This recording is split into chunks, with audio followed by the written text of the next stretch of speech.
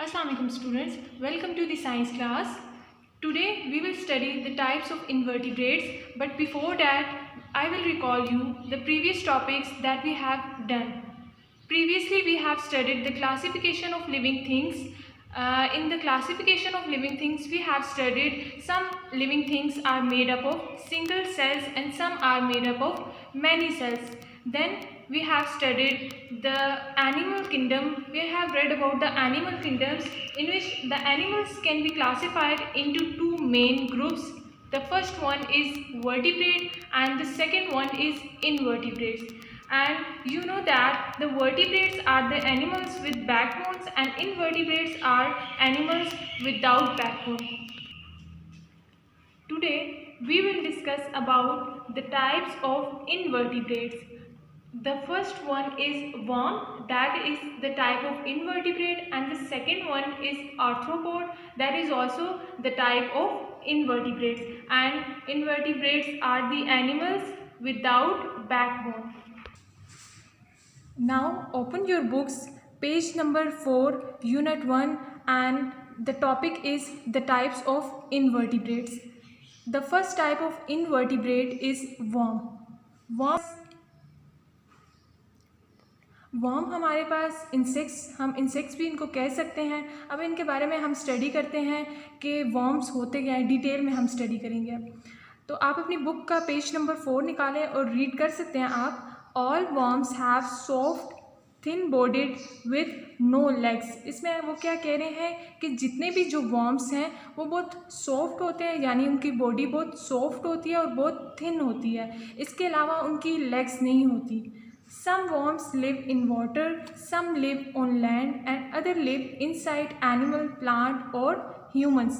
इसमें क्या कह रहे हैं कि जितने भी कुछ worms हैं वो कुछ पानी में रहते हैं, कुछ लैंड पर रहते हैं यानी कि अर्थ पर रहते हैं, और कुछ लैंड पर रहते हैं और कुछ जो हैं इनसाइड ह्यूमन बॉडी यानी कि जानवरों के अंदर रहते हैं, कुछ प्लांट्स के अंदर हैं और कुछ जो हैं ह्यूमन बॉडी के अंदर यानी हमारे अंदर भी होते हैं। हमारे अंदर जो वॉर्म्स होते हैं उनको कहते हैं टेप वॉर्म्स। जैसे कि यहाँ पे आपकी लाइन में लिखा हुआ है टेप वॉर्म्स। ये क्या होते हैं? जो इनसाइड ह्यूमन बॉडी होते हैं। और ये कैसे हमारी बॉडी में ट्रांसफ़र होते हैं? जब हम अनकुक्ड बीफ मीट खाते हैं तो वो उसके थ्रू हमारी बॉडी में ट्रांसफ़र होते हैं और डिज़ीज़ कॉज करते हैं। इसके अलावा वर्म्स के बारे में क्या बताया, उनकी जो बॉडी होती है वो डिवाइड होती है डिफरेंट सेक्शंस में। यानी कि आप देख सकते हैं इस वर्म में, अर्थ वर्म में लाइंस हैं। ये लाइंस क्या हमें बता रही हैं कि इसके डिफरेंट सेक्शंस हुए हैं। ये सेक्शंस क्या करते हैं? वर्म की हेल्प करते हैं डिफरेंट सेक्शंस में जब वो आगे क्रॉल करती है या मूव करती है। देखिए यहाँ पे आप देख सकते हैं कि segments which help in movement. अब हम इसके बारे में बताते हैं कि इनकी लेंथ क्या होती है। इनकी लेंथ आप देख सकते हैं up to 3 metre in some cases. कुछ की 3 मीटर होती है, कुछ 3 मीटर से ज़्यादा होते हैं। इसके अलावा सेगमेंट्स का और क्या फंक्शन होता है? ये क्या करते हैं? डिग करते हैं सॉइल को। जब इनको मिट्टी के अंदर जाना होता है तो ये क्या करते हैं? अपने सेगमेंट की हेल्प से सॉइल को डिग करते हैं। इसके अलावा इस पैराग्राफ में आप देख सकते हैं लीचेस के बारे में लिखा हुआ है जो कि वाटर में रहती हैं। इसके अलावा इनकी भी फ्लैट बॉडी होती है और इसके अलावा इनके एंड पे शक्कर होता है। शक्कर क्या करता है? ये जब वाटर में होते हैं, वाटर में आपको पता है फिशेस भी होती हैं, तो फिशेस की बॉडी पे जब ये जाते हैं तो उनका ब्लड सक करते हैं। ठीक है, तो ये था आज का हमारा टॉपिक जिसमें हमने पढ़ा टाइप ऑफ इनवर्टिब्रेट वर्म्स के बारे में पढ़ा।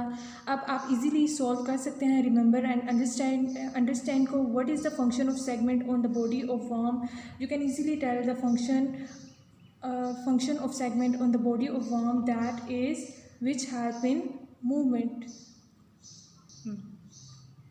Okay, take care. Now we will come with the new lesson.